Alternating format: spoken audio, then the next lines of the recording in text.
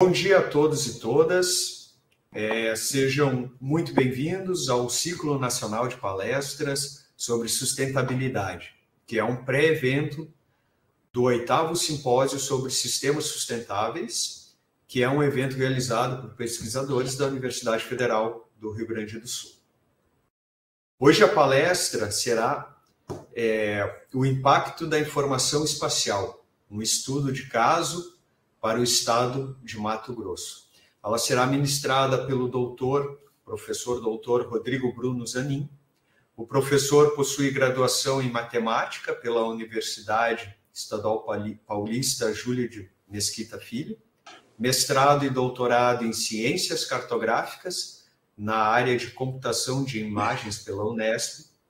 É professor adjunto da Universidade do Estado do Mato Grosso, na Faculdade de Ciências Exatas e Tecnológicas.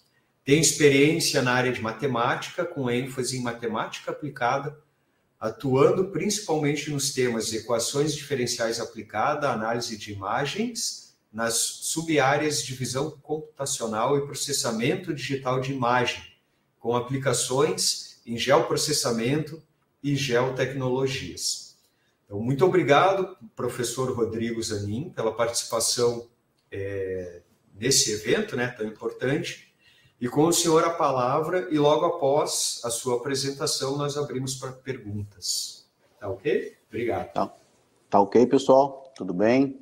Bom dia a todos, ou olá para quem vai nos assistir após a apresentação, de forma presencial. A ideia nossa aqui é poder fazer uma apresentação, uma conversa com vocês sobre aquilo que nos é muito caro, que é informação, e aí eu costumo dizer que a gente coloca um componente a mais na palavra, no elemento informação, que é a informação espacial, ou seja, toda vez que eu estou preocupado em saber de alguma coisa e eu quero saber aonde essa situação aconteceu, a gente costuma dizer que é o impacto que é a informação espacial.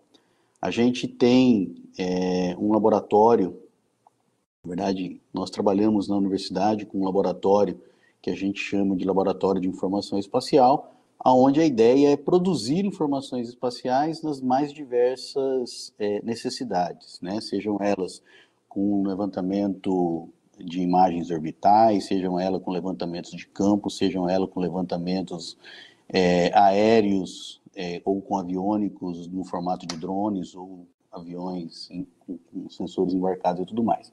A ideia dessa conversa aqui é que a gente pudesse mostrar para vocês um panorama de uma coisa que vem acontecendo em todo o mundo e vem ganhando cada vez mais importância, que são as plataformas de informações, as plataformas, alguém diria atlas digitais, poderíamos dizer plataformas de distribuição de informações espaciais, né? E isso, qual é a implicação disso e por que a gente precisa investir recursos humanos, recursos financeiros e tempo para que a gente possa fazer isso? A principal justificativa para tudo isso é que você possa, na verdade, ter ter decisões estratégicas com base em informações, né? Toda vez que a gente começa a perceber a necessidade de tomar decisões ou de resolver políticas públicas, por exemplo, é com base em estratégia ou com base em informações espaciais. Então, essa é a ideia da nossa conversa de hoje. Eu costumo dizer o seguinte: por que a gente precisa ter informação espacial, né? Por que a gente precisa ter essas relações? Ou seja, a informação espacial é fundamental para que a gente possa entender a dinâmica, para que a gente possa entender o meio ambiente, para que a gente possa ter uma situação que é aquilo que a gente chama de inteligência espacial, né? Ou seja, eu consigo monitorar o mundo de certa forma, eu consigo planejar, eu consigo tomar decisões, e tudo isso está baseado em algumas ferramentas. E a principal delas, que a gente costuma dizer, é o georreferenciamento, né? Ou seja, como é que a gente Georreferenciamento é colocar informação espacial também na nossa informação. Isso é a ideia de georreferenciar, né? O geo de mundo, obviamente, referência, ou seja, qual é a referência? Qual é a localização dessa informação? E aí a gente começa a tomar decisões, a gente começa a ter várias informações com relação a tudo isso, tá bom? Bem, para tudo isso, a gente tem aí algumas situações que, na minha opinião, são fundamentais e muito importantes, que são as questões do monitoramento por imagens de satélite, ou monitoramento por imagens orbitais. Isso tudo começa lá com a década de 70, né, com o lançamento dos Landsat, da série Landsat, que começou lá por volta de 70, 72, se eu não me engano. E aí a gente vem tendo vários satélites ou várias plataformas de imageamento, eu gosto de dizer plataformas de imageamento, e que vem gerando resultados e vem gerando imagens da Terra, vem gerando imagem de uso e ocupação da Terra. E por que isso é muito importante? Porque isso começa a influenciar diretamente em tudo que a gente vai fazer do ponto de vista de monitoramento. Ou seja, hoje, se eu quero plantar, se eu quero organizar desenvolvimento regional, se eu quero entender a estrutura urbana, se eu quero, por exemplo, avaliar o quanto nós temos de floresta sendo desmatada ou regenerada, ou seja, tudo isso é baseado em imageamento com satélite. E hoje existe uma gama muito grande. Eu coloquei alguns exemplos aqui da série Landsat, depois aparece a série Sentinel, que é da agência europeia, né? Mas você tem outras agências, você tem no Japão, você tem na Índia, você tem muita gente, sem contar, eu não vou entrar em detalhes aqui, porque não é a minha experiência, não é a minha condição básica, sem contar na perspectiva dos chamados nanosatélites, que hoje estão invadindo o nosso espaço. Eles trabalham numa outra órbita e com informações muito mais rápidas, muito mais focadas, né? E podendo fazer coberturas que precisam de vários nanosatélites, mas o tamanho, o investimento e a condição do nanosatélite é muito mais simples e muito mais fácil de você se organizar. Bem, só para a gente tentar entender como é que essas plataformas foram evoluindo do ponto de vista de iniciativas globais. Então, por exemplo, nós temos iniciativas globais da GFW, né, que é uma plataforma que faz o monitoramento florestal em tempo quase que real, nunca vai ser real, porque você precisa imagiar, você precisa disponibilizar essas imagens dentro de uma transmissão e você precisa processar para poder entregar isso numa plataforma. Acontece que, como nós temos uma coleção muito grande de sensores e tudo mais, isso começa a ser muito rápido, né? Nós temos o sistema, o ambiente ESRI, que tem como principal ferramenta o ArcGIS, mas ele tem outras ferramentas, e ele já tem nativo dele, hoje, por exemplo, todas as imagens criadas e classificadas, né, para a série Landsat, desde 85 até hoje, e a partir de 2017 você começa a ter a série Sentinel. Depois eu vou falar um pouquinho dessa diferença, né? E no Brasil a gente tem, nos primórdios, ou mais antigo, o PRODES, que é do monitoramento que o INPE tem para avaliar desmatamento na Amazônia, que a gente chama de corte raso, desde 1988. Então você tem uma série histórica muito importante e muito robusta para poder fazer a avaliação do que acontece na floresta amazônica. E a partir de 2015, se eu não me engano, nós estabelecemos uma plataforma colaborativa que é nacional, chamada Map Biomas. Essa plataforma ela vem ganhando notoriedade no mundo, né? Mas principalmente no Brasil e na América Latina você consegue fazer muita coisa com ela hoje, do ponto de vista de coleções de mapeamento, né? E é um pouco em cima disso que a gente se inspirou para poder desenvolver um trabalho bem pontual aqui no estado de Mato Grosso. Pelo menos uma proposta de trabalho pontual. Tá?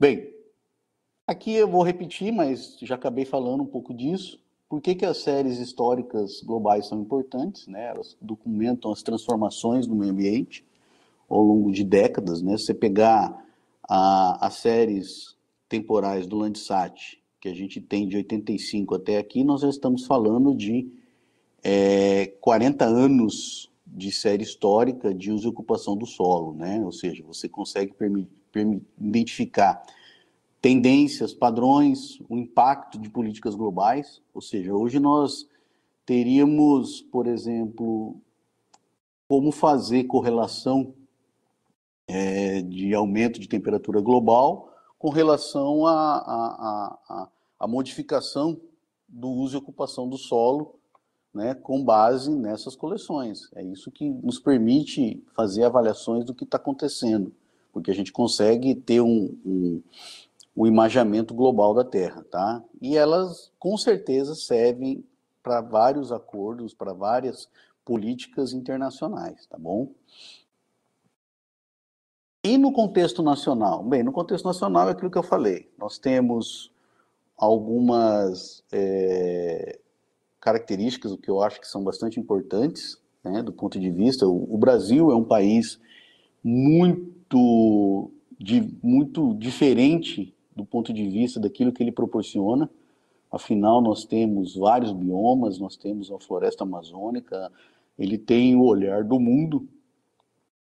É um país economicamente forte, a gente não adianta não reconhecer isso, e principalmente aqui que nós estamos no estado de Mato Grosso, que é um estado que também faz muita diferença. Então, como que a gente pode avaliar e como é que a gente pode fazer isso? Com políticas e plataformas bem estabelecidas. E hoje a que vem mais se estabelecendo é o MAP Biomas, que é um cenário que a gente chama de cenário nacional, tá? Aqui a gente tem só um exemplo de como que a gente tem a modificação de uso e ocupação do solo nos vários biomas ao longo dos períodos, né? Desde 85 para 2023. Então, por exemplo, o que se perdeu de floresta na Amazônia, ou como foi a modificação na Caatinga, no caso dos Pampas. Aqui a gente tem, no Mato Grosso em específico, Pantanal, Cerrado e Amazônica. Então a gente tem várias situações aqui que permite a gente poder avaliar isso bem legal. E como que o MAP Biomas, na verdade, se organizou, né? Aquilo que eu falei. Ele começa com imagens de 85, que é a série histórica do Landsat. E por que do Landsat e o que acontece quando a gente avalia por que 85 e por que 2017 começa a mudar? Porque nós temos plataformas diferentes. A vantagem do Landsat é a série histórica, desde 85, mas ele tem uma relativa desvantagem, depende para aquilo que a gente quer, que é a resolução espacial dele. Ou seja, o Landsat trabalha com uma resolução espacial de 30 metros. Eu vou fazer uma analogia bem cuidadosa, a gente tem que tomar muito cuidado com isso, mas quando se fala resolução espacial de 30 metros, quer dizer que cada pixel na imagem refere-se a um espaço na Terra de equivalente a 30 metros. Não é bem assim que funciona, mas dá para ter essa analogia de resolução. E a gente sai de 30 metros da série Landsat e começa a usar a série Sentinel-2, né, a partir de 2017, que sai de 30 para 10 metros. E a gente tem um desafio aí agora com o Cibers 4A, que é trabalhar com 4 metros. Então a gente vem melhorando consideravelmente. Por outro lado, a gente vem criando outros desafios, que é de processamento, de armazenamento e tudo mais, né? Então aqui a gente tem mais ou menos uma linha do tempo do que o MAP Biomas faz, que é o que a gente está se inspirando, na verdade. Né? Ele começa com a série histórica de 85, mas ele é lançado enquanto plataforma em 2015, e aí ele é desenvolvido em funções de coleções. Essas coleções, elas têm uma metodologia de processamento, ela tem uma validação, né? E ela vai trabalhando com as classes ou seja, com aquilo que ela entende que é na Terra aquela representação que ela tem na imagem e que posteriormente vai virar um mapa, tá bom? Então a gente trabalha aí com hoje, as últimas coleções do Map Biomas vem trabalhando com 29 classes de uso e cobertura do solo, tá bom? E aí você tem vários desafios, como eu falei. A partir do momento que você vai criando muitas imagens, a partir do momento que você vai criando muitos dados, eu estou falando de bilhões de pixels que precisam ser processados, você precisa de ferramentas para isso, né?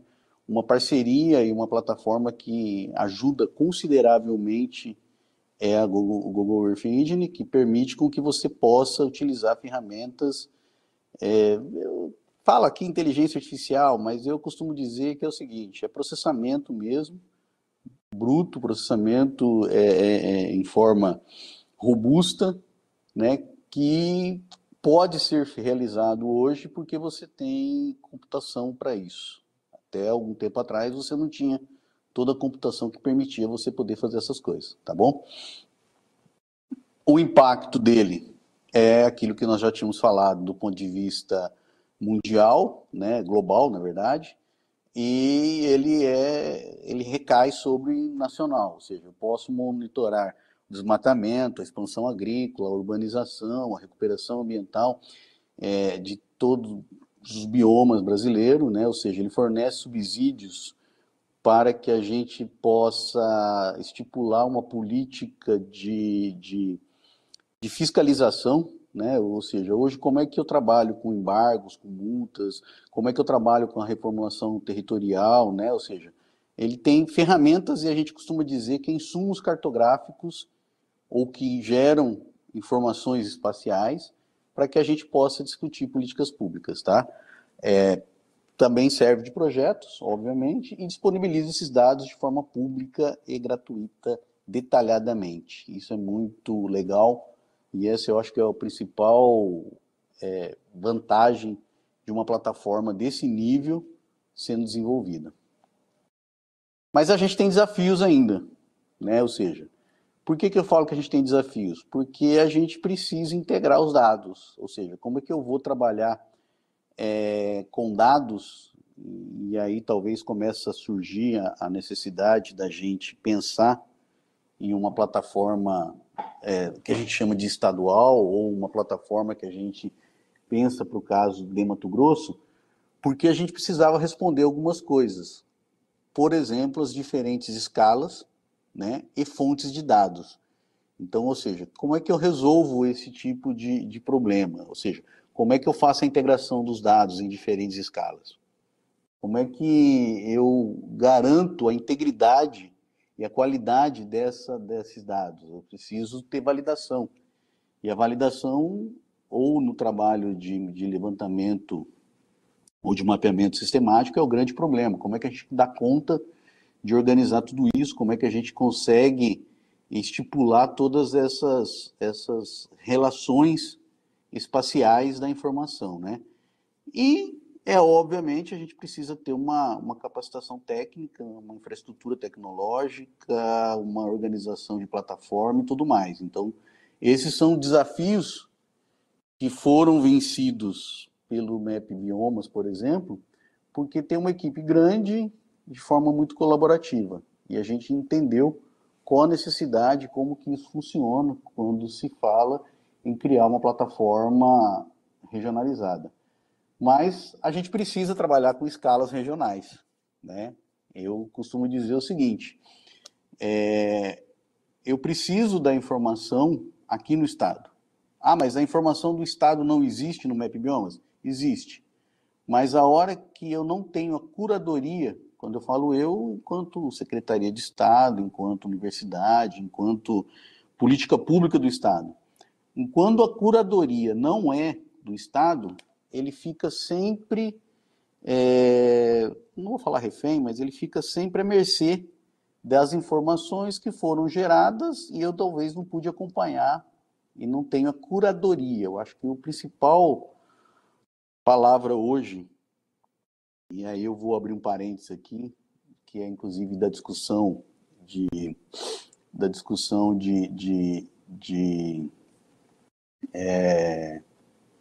discussão de inteligência artificial é aquilo que a gente costuma chamar de curadoria dos dados. Você não tem inteligência artificial se você não tiver dados. Você não tem informação se os teus dados não forem robustos o suficiente. Ah, mas você está falando de inteligência, inteligência é processamento, ela processa dados, eu preciso processar dados. E aí a curadoria, ou seja, a responsabilidade desses dados é muito importante. E é por isso que a gente começa a pensar em iniciativas ou projetos que a gente chama de locais. Como é que a gente organiza isso? Como é que a gente consegue gerar informação do ponto de vista de uma região?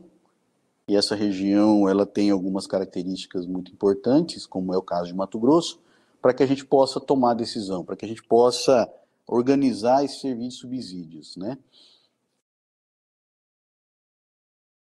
Aí, só para a gente exemplificar um pouco, eu costumo dizer que Mato Grosso é bem diferente, é bem especial, e todo mundo vai falar que seu estado é especial. Você pegar alguns estados do Nordeste, vai falar que tem Caatinga e Cerrado. Você pegar estados da região Sudeste, vai falar que tem Mata Atlântica. Você pegar estados da região Sul, vai falar que tem Pampa e tudo mais. Ou seja, todos têm algumas características, mas Mato Grosso tem uma característica que para mim é muito importante. Ele é o maior produtor agrícola do país, né, com uma dinâmica de uso e ocupação do solo que eu deixei para o final, para vocês poderem avaliar um pouco disso tudo, do que eu estou falando. Ele tem 3 biomas que são fundamentais para várias dinâmicas que a gente tem, principalmente de clima, de chuva, de hídrica, e tem tudo mais aí envolvido, né, que é o Cerrado, Amazônia e Pantanal. É óbvio que ele não tem sozinho esses biomas, né, mas ele abriga uma parte importante da Amazônia, porque ele está lá, a gente chama do paralelo 13, que é uma área de transição entre Cerrado e Amazônia, e essa é uma briga muito grande, não só no estado, mas no país como um todo, né, porque o impacto dessa transição é muito forte, e eu vou mostrar lá na frente, que a gente já percebeu isso, e a gente consegue visualizar isso com base em plataformas. A gente também tem alguns desafios significativos, que é a dualidade, na minha opinião não pode ser, mas entre desmatamento e produção agrícola, né? Então, se existe algumas discussões muito fortes, que você desmatou para plantar? E aí a resposta é óbvio que nós não, porque eu não sou produtor, mas é óbvio que o Estado teve que abrir para plantar. Mas ele abriu em que momento? Hoje, qual é o monitoramento para esse desmatamento? Como é que se faz isso, né? Qual é o impacto disso? Nós temos problemas? Ainda temos muitos problemas, mas a gente ainda precisa discutir. E aí existe uma outra discussão muito pesada, que é de áreas degradadas, de pasto degradado, a questão do impacto de nascente. Então, assim, tem muita coisa que se discute quando você tem um Estado que tem aí uma perspectiva de mais ou menos 60% ainda de áreas em condições naturais mantidas. Não é bem assim, porque essa é uma avaliação também bastante complexa de se fazer, e eu não acredito que a gente ainda consiga fazer com as plataformas que a gente tem, porque existem muitas discussões sobre o tipo de área preservada, o tipo de floresta, o tipo de cerrado, o tipo até mesmo do Pantanal, que tem um regime bem diferenciado, mas é uma discussão muito importante, e a gente não consegue fazer essa discussão se a gente não tiver informação espacial que subsidie a discussão. Senão você está fazendo discussões sem ferramentas que possam permitir a subsidiar essa discussão, tá? E aí a gente começa, então, a gente começou a pensar numa iniciativa que a gente chama iniciativas regionais. No caso do Mato Grosso, a gente chamou ou criou um projeto, a gente liderou um projeto aqui que a gente chama de MapMT, né? Não tem problema nenhum, pessoal, mas já existe Map Biomas, beleza, é o Map Biomas mesmo. As ferramentas são iguais, as classes são iguais, os dados são muito parecidos. A única preocupação é que a gente quer ser curador dos dados que refere-se a Mato Grosso. Então a gente não está pronto ainda, mas a gente tem uma perspectiva de fazer o seguinte: o que acontece com os municípios de Mato Grosso, com os 142 municípios de Mato Grosso? Como é que a gente pode definir isso? Então a gente tem as etapas, né, que trabalha com coleta de dados, né, as imagens de satélite, com dados auxiliares de campo, com sensoramento remoto, com imagens de drones e tudo mais, mas ainda é um grande desafio. Você está falando de um estado que tem quase 1 milhão de metros quadrados, né? Você está falando de processamento, metros não, quilômetros, desculpa. Você está falando de processamento, ou seja, eu preciso classificar tudo isso, e classificar tudo isso requer muita máquina, muito processamento, como posso dizer, são desafios ainda grandes para serem vencidos, que a gente vem fazendo, mas cada vez que você quer melhorar, você quer refinar, você vai encontrando cada vez mais dados e cada vez mais dificuldades vão aparecendo. Isso é bom, porque a academia vive de dificuldades e de desafios.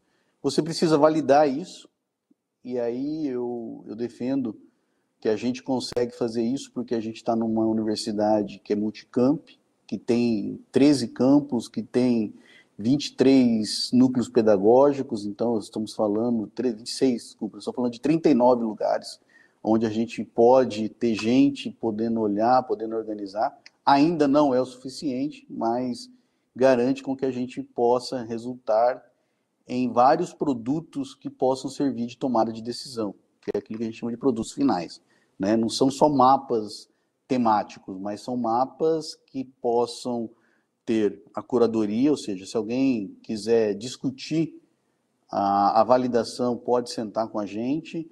Se alguém quiser refinar os resultados, pode sentar com a gente.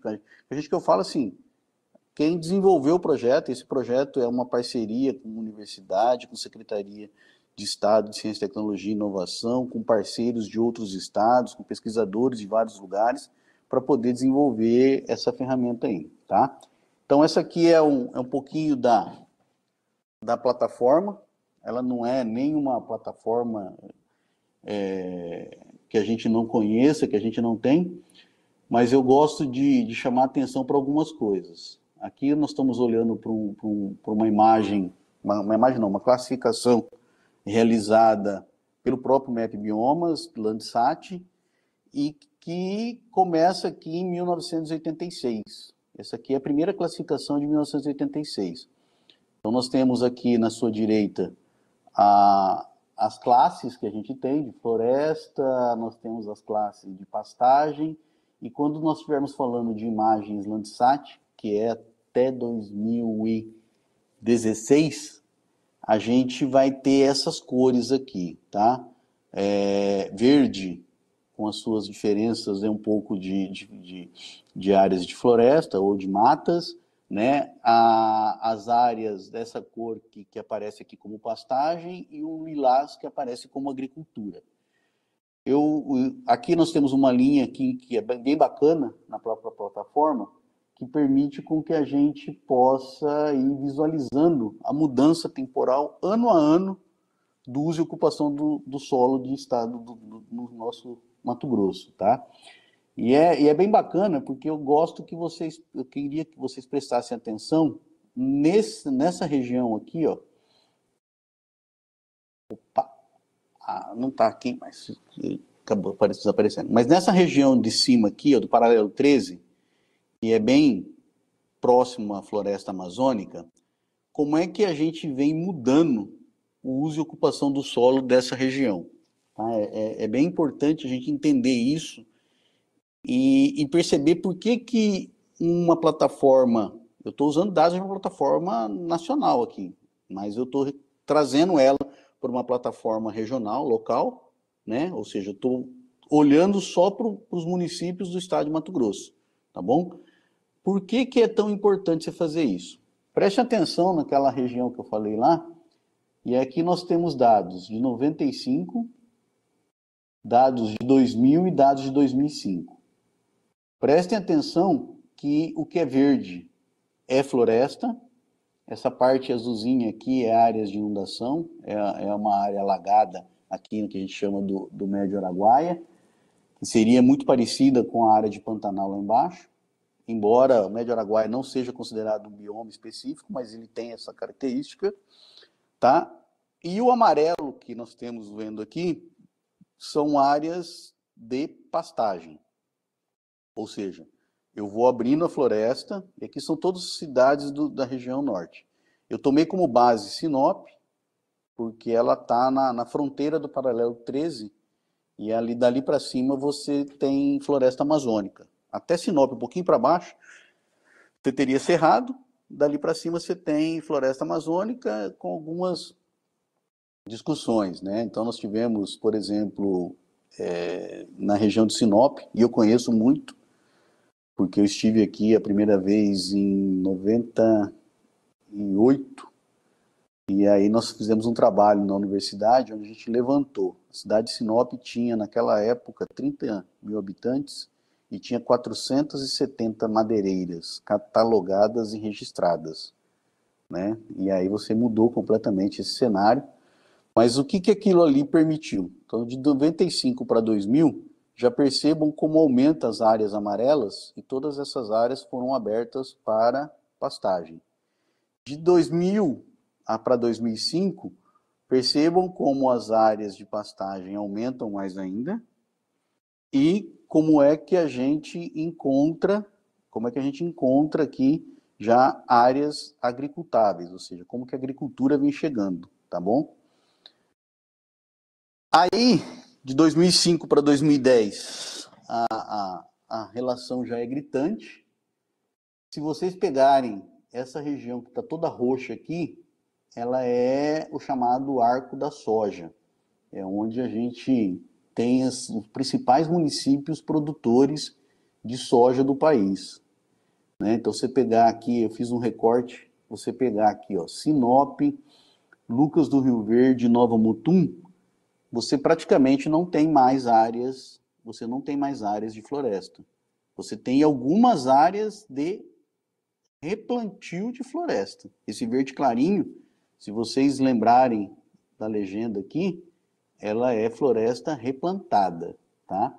Só para entender o que vem acontecendo de 2000, de 95, 2000, 2005, depois a gente chega em 2010, e eu deixei 2016, que é o último ano. Esse recorte aqui é daqui de 2016, tá?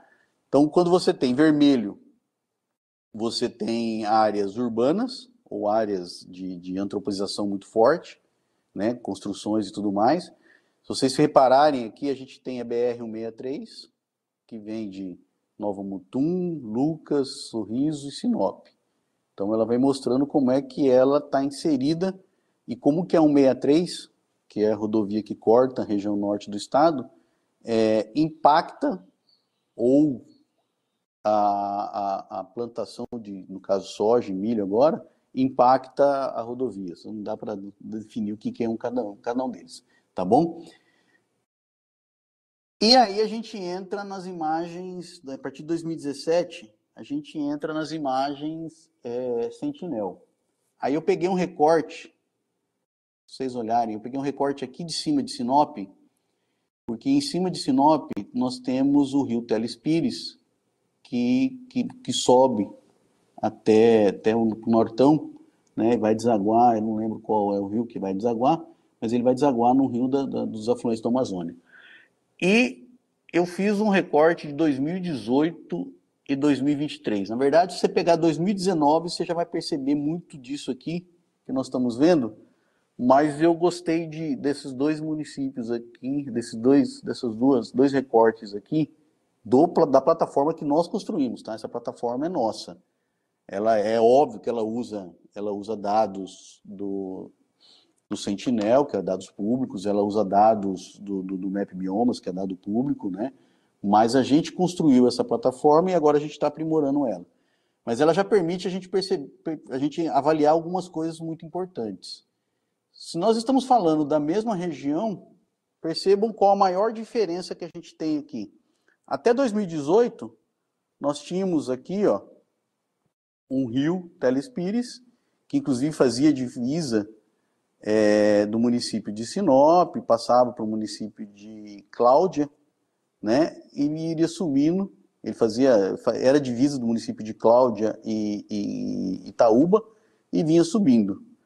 A partir de 2019, você encerrou a construção de uma barragem aqui.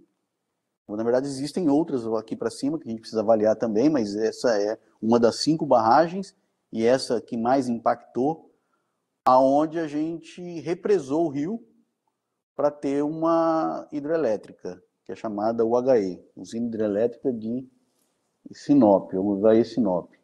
E percebam como mudou o uso e ocupação do solo do ponto de vista de corpos d'água. Tanto do ponto de vista de corpos d'água mesmo, de rio, até mesmo de áreas inundadas. Essas são coisas assim, esse é apenas um exemplozinho, mas é um exemplo que eu acompanhei muito próximo, e eu acho que isso faz muito sentido para a gente poder avaliar plataformas que usam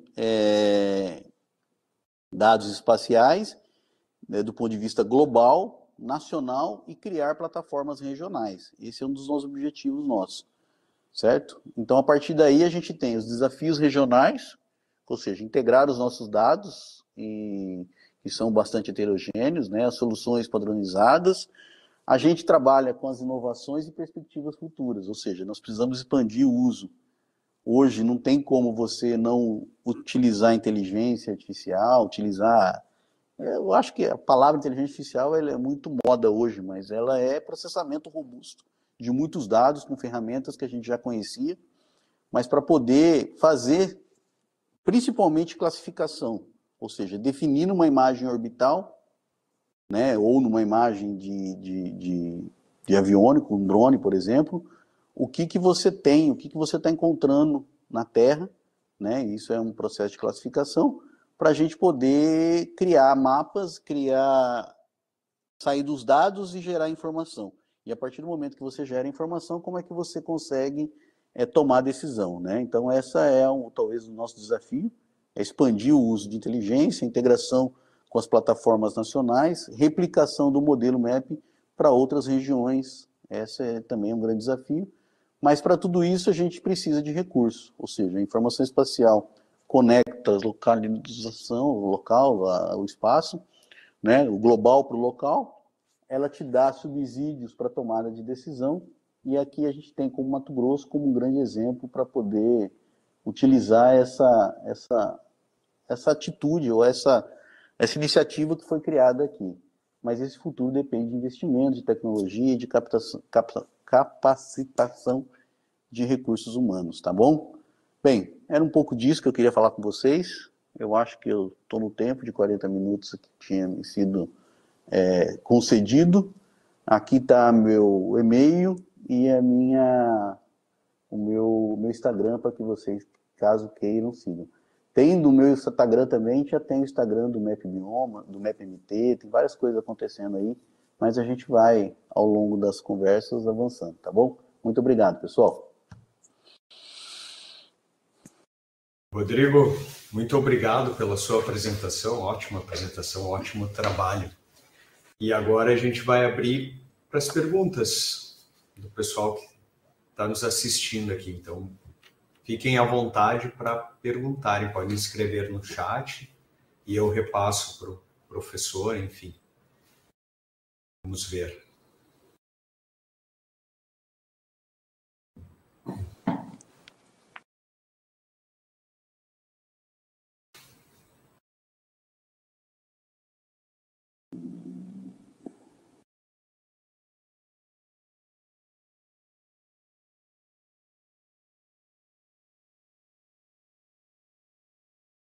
Eu não sei se você tem acesso ao chat, Rodrigo. Tô vendo aqui.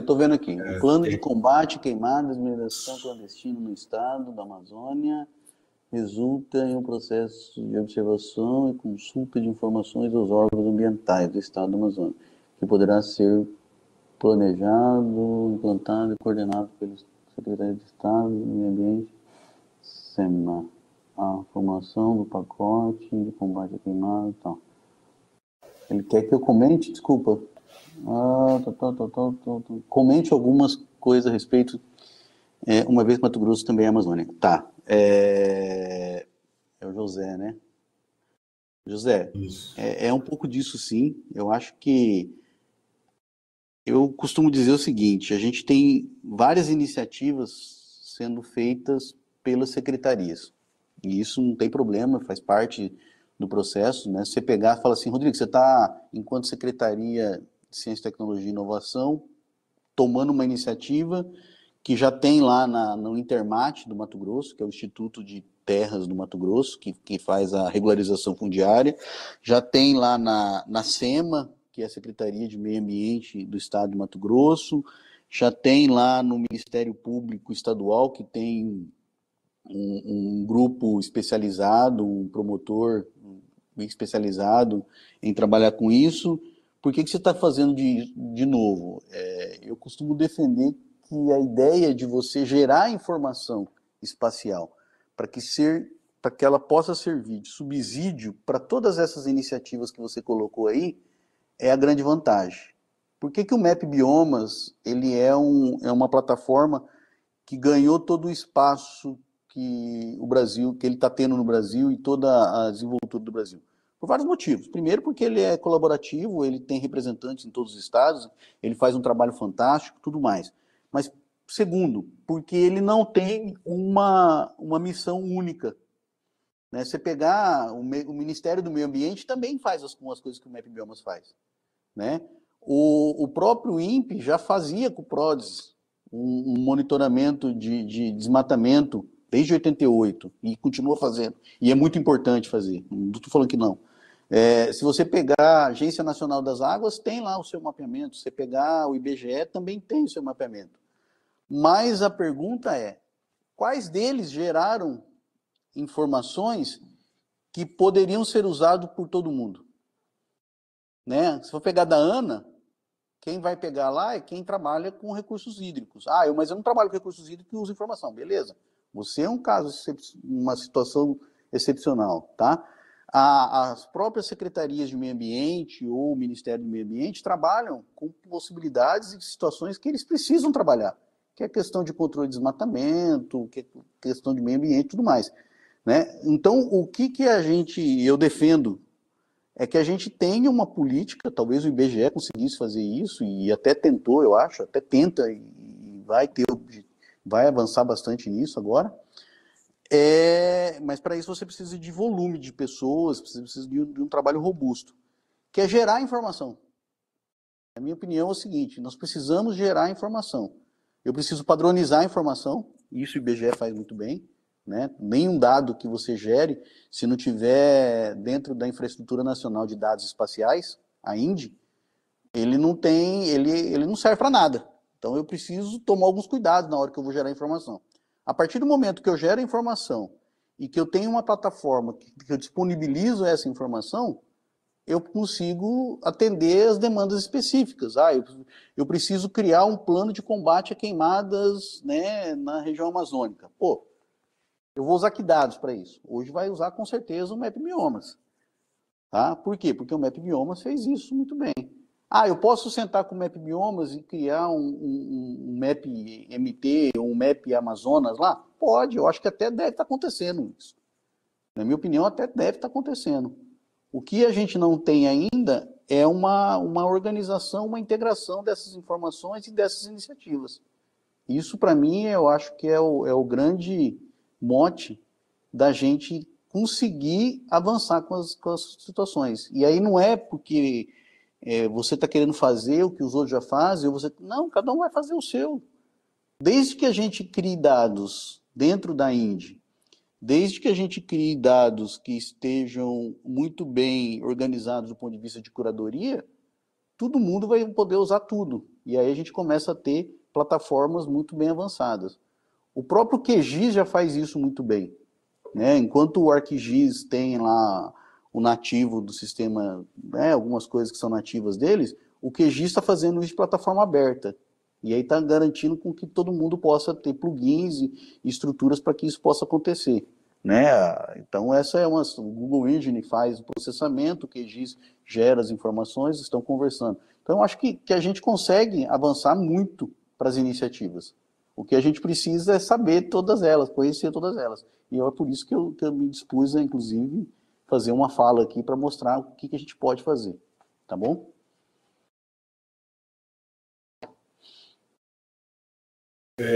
Enquanto a gente aguarda, se tem mais perguntas, eu gostaria de perguntar, que eu tenho curiosidade, professor. Pode perguntar. Perfeito.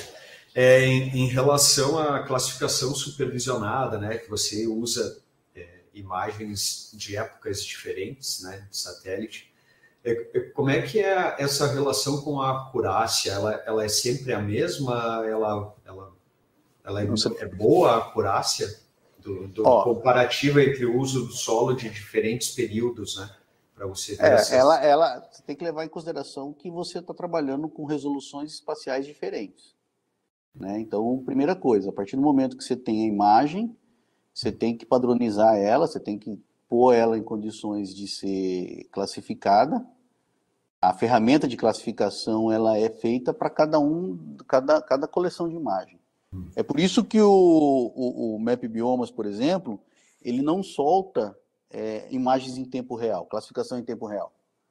Porque o que ele faz? Ele trabalha com um projeto de classificação, e esse projeto de classificação vem melhorando cada vez mais, né? Vem cada vez colocando mais inteligência, cada vez colocando mais robustez, poder de processamento, né? Porque toda vez que você coloca um elemento para melhorar a tua acurácia, para melhorar a tua classificação, você vai gerar uma demanda de processamento monstruosa.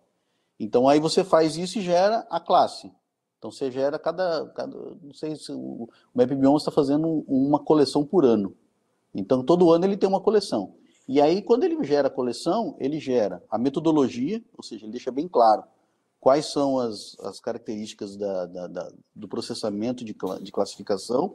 Ele gera muito bem feito quais são os dados, de onde os dados foram tirados, e aí eu consigo... Por quê? Porque se eu não conseguir reproduzir isso, eu não tenho ciência, né? O princípio da ciência é a reprodução, eu posso reproduzir o processo. Então ele deixa muito claro que eu posso reproduzir o processo. Ou posso usar o que eu estou usando aqui, não tem problema nenhum. Tá? Aí a gente gera desafios. Quando eu saio de 30 metros para 10 metros, eu já estabeleço uma outra situação. Eu estou saindo de 10 metros e estou indo para 4 metros no Cibers 4A ou para 3 metros na Planet. Tá, beleza. Aí vem uma pergunta. Eu preciso de tanta resolução assim para pagar o preço de tanto processamento? Porque processamento também tem preço. Então, essa é as perguntas e os desafios que a gente tem que vencer. Qual a necessidade de eu ter uma resolução de 3 metros? Né? Quantos hectares eu vou errar? E aí eu tenho vários outros exemplos aqui. Né? Você tem uma iniciativa na Federal de Goiás que trabalha com a parte de pastagem e solos no Brasil. Você tem pessoal que trabalha na América Latina, não lembro qual é o grupo, que trabalha com pedologia. Então você tem várias iniciativas. E aí cada uma delas vai desenvolvendo, mas todas elas têm a mesma base, o mesmo insumo, que é as imagens orbitais.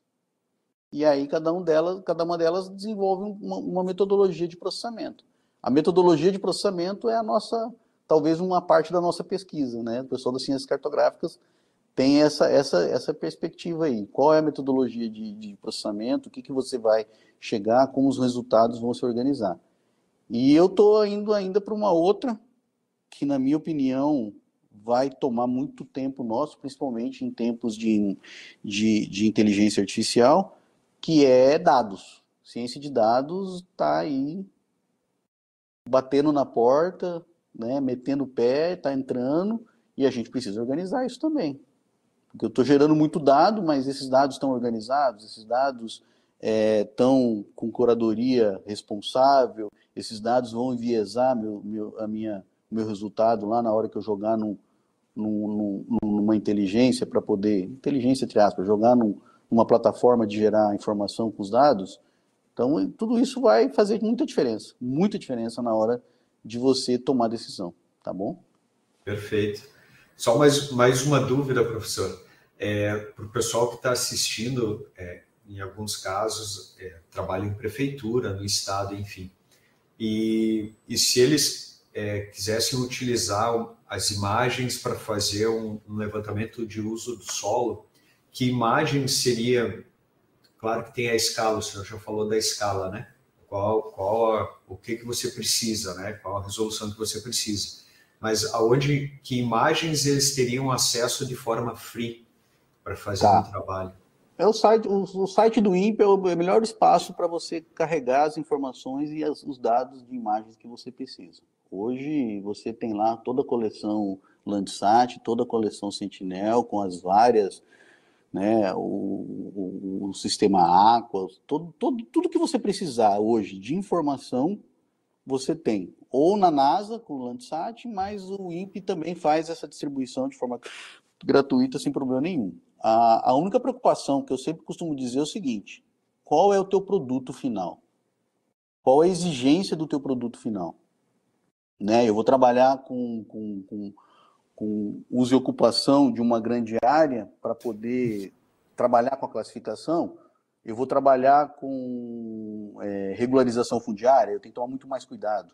Regularização fundiária não se faz com qualquer imagem, né? Sem ponto de apoio, sem outras coisas que precisam ser muito bem ajustadas para se fazer com regularização fundiária. Município, eu vou trabalhar com, e esse é um grande gargalo que a gente tem ainda no Brasil, todo mundo fala que municípios acima, não estou enganado, se eu estiver falando besteira, me corrijam sem problema nenhum, tá? Não é minha praia. Mas nós temos aí um teto de municípios, parece-me que com 30 ou 50 mil habitantes, que precisa, que já vem inclusive, postergando isso há muito tempo, ter planos diretores. E o plano diretor, o maior gargalo de um plano diretor é você fazer o GEL, que a gente chama, do plano diretor. E aí você não consegue fazer com imagens orbitais nessa escala que a gente tem aí. 10 metros a mais ou a menos para uma fazenda, não tem muita diferença. Agora, 10 metros a mais ou a menos para uma casa, gera um imposto que pode trabalhar aí. Se eu estou numa casa de 70 metros, que é uma casa pequena, uma casa regular, brasileira, 70, 60, 70, 80 metros, é uma casa. Se eu fizer 10 metros a mais ou a menos, olha a dor de cabeça que eu vou ter. Então, você tem várias demandas aí, vários problemas que a gente gera e que as pessoas, às vezes, vão fazendo sem tomar todos os cuidados necessários para garantir a acurácia, para garantir a integridade dos dados, para garantir a integridade da informação que você gera com base em dados orbitais ou aéreos, ou de satélite, ou de drones e tudo mais. Perfeito. Não sei se mais alguém gostaria de fazer perguntas, senão a gente pode encerrar com o professor. O José Francisco está digitando aí, vamos aguardar.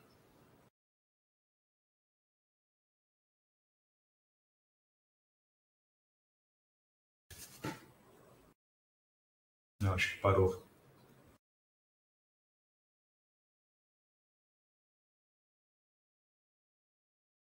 Bom, eu acho que a gente já pode encerrar, professor. Eu agradeço novamente a sua participação aqui no nosso ciclo nacional de palestras. É muito interessante o trabalho que o senhor está desenvolvendo aí na universidade, a universidade está desenvolvendo, né? Bem aplicado, bem importante, né? O uso do solo, ele acaba sendo um fator muito relevante em todos os aspectos relacionados ao meio físico, né? Então, esse tipo de base acaba podendo ser usada depois em outras áreas, como na hidrogeologia, que é a minha área. Então, aí você utiliza uma base gerada aí pelos colegas.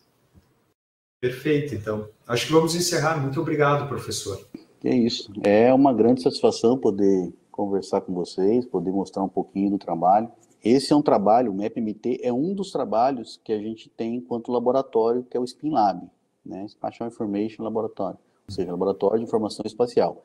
A ideia do laboratório é você ter ferramentas e um repertório de técnicas e condições de equipamentos para gerar informações espaciais para as mais diversas áreas. A gente trabalha no Profiágua, a gente trabalha no programa de biodiversidade e biotecnologia, todos eles gerando informação espacial. Essa é a ideia.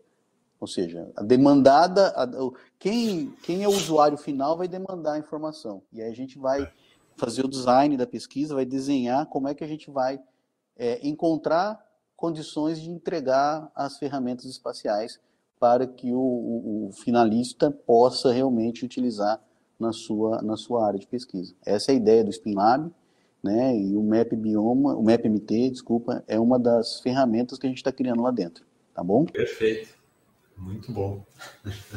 Obrigado, tenha uma boa quinta-feira aí, professor. Um abraço. Para vocês também, gente. Forte abraço aí para todos.